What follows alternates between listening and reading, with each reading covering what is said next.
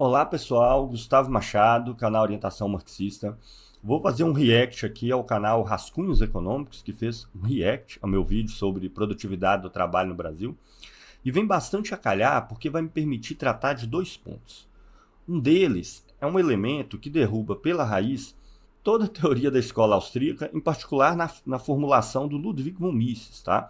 E que deixa essa turma ANCAP tão assustada que eles são obrigados, quando escutam o que eu estou dizendo, a mudar completamente o meu discurso para evitar de responder essa pergunta e essa questão. Esse é o primeiro. E o segundo vai dar uma baita de uma ilustração, foi uma questão realmente relevante que saiu nesse vídeo, vai dar uma baita de uma ilustração de por que a macroeconomia é sim pseudociência, tá?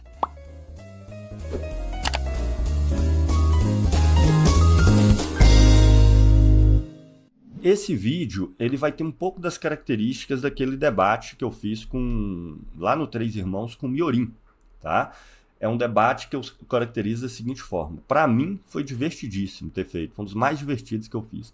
Mas para o público, eu avalio, para a maioria do público, que foi um dos mais chatos. O motivo é que essa turma anarcapitalista, que só estuda Ludwig von Mises e coisas correlatas, eles ficam divagando sobre tantas questões abstratas, envolvendo lógica, envolvendo ética e etc., princípios da filosofia da ciência, que quando se debate com eles, o debate acaba se voltando para essas questões, que, como é normal, não é de se esperar, não é do conhecimento da maioria das pessoas, né? A maioria de nós não somos especialistas na maioria dos temas, não tem jeito de ser mesmo. Então, para quem não está familiarizado com essas coisas, a discussão, o debate acaba virando algo absolutamente incompreensível nas nuvens, no meio de abstrações. Em partes é até verdade. Ainda que às vezes tem questões de fundo relevantes, por isso que eu estou em tratar do tema aqui. Então vai ter um pouco dessas características. Assim. Eu não conheço muito bem a figura aí do Rascunhos Econômicos, mas aparentemente ele vai nessa mesma direção, tá? Se eu estiver enganado, vocês podem me corrigir aí nos comentários, eu vou ler. Deixa eu até ver se eu vejo o nome dele aqui. Não tem problema. Aí, ó, tem menções aqui de livros do Karl Menger, exatamente por aí. Enfim, o nome dele depois eu descubro, tá? Acho que ele fala no meio do vídeo.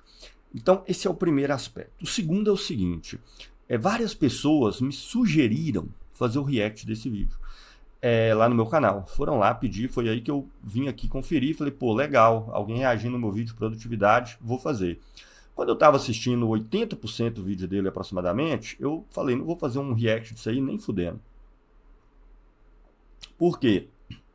Porque cada frase que ele fala, ele aponta para tantas direções que eu seria obrigado a pegar cada uma dessas frases e fazer um longuíssimo discurso sobre cada uma delas e isso acabar tornando o vídeo quase que indigesto, né?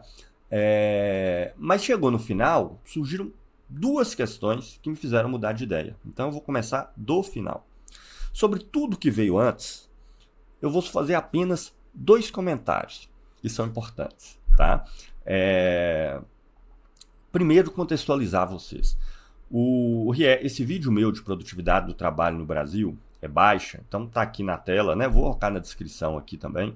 Eu faço a leitura de um texto que eu escrevi para o portal Opinião, onde eu contra-argumento em relação a todos os sindicatos patronais que tem por aí, que a produtividade do trabalho no Brasil não é baixa no sentido indicados por eles de jeito algum, de jeito nenhum. Por quê?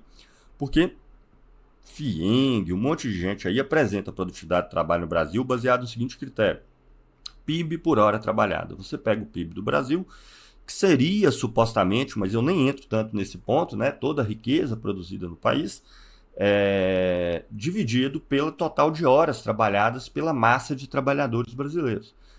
Tem vários probleminhas metodológicos na maneira como eles fazem isso, porque eles pegam essas horas trabalhadas por meio da RAIS, que só considera o trabalho formal e etc., mas não tem problema. E o centro da minha crítica é o seguinte: eu mostro que PIB por hora trabalhada não pode, sob nenhuma hipótese, apresentar a produtividade do trabalho, porque quando a produtividade do trabalho ela surge e ela se desenvolve em todo um ramo de produção, ela leva não apenas à elevação da produção naquele setor, ou então a redução do número de trabalhadores necessários para fazer a mesma produção, dá na mesma, mas ela leva à redução do preço das mercadorias. Então, eu dou de maneira ilustrativa, apenas para as pessoas me fazerem entender, né? O exemplo do sapato, né? O exemplo predileto, fala assim, olha, se a produtividade do trabalho dobrou, né?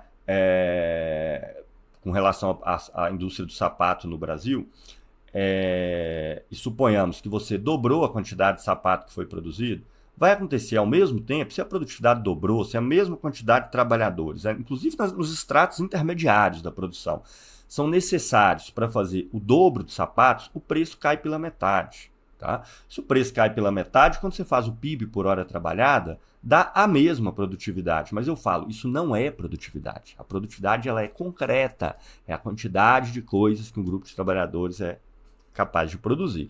Então vai dar que a produtividade ficou estagnada quando na verdade ela dobrou, né? E é óbvio que isso é um exemplo didático e pedagógico, mas eu até ilustro com a indústria automotiva no Brasil, mostrando como lá no início dos anos 90, por exemplo, você tinha muito mais trabalhadores empregados do que tem hoje para produzir bem menos da metade de carros que tem hoje, né? Faço até baseado unicamente nessa métrica uma estimativa do crescimento da produtividade no setor que teria dado mais de 4% ao ano, enquanto eles falam que é de 0,9% ao ano em média. E isso porque ainda desconsidera a qualidade do produto. O carro lá de trás era muito mais simples do que o carro de hoje. Então, se levar em conta a qualidade do produto, com certeza esses 4 e poucos por cento vai saltar alguns números aí a mais. Então, esse é o centro do meu argumento, para contextualizar vocês.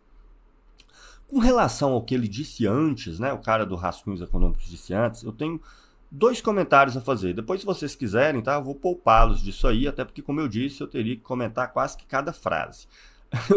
Vocês podem assistir o vídeo inteiro, mas eu tenho apenas 2 comentários para fazer. O primeiro é um elemento curioso, que ele vai falar assim, não, ele está levando em conta só a produtividade do trabalho, né? Mas esse é só a produtividade de um dos fatores, tem múltiplos fatores, né? Tem a produtividade da terra, como se você deixasse a terra parada por aí, ela produzisse alguma coisa, né? Tem a produtividade das máquinas, né? Como se você deixasse as máquinas paradas aí, elas produzissem alguma coisa. Tem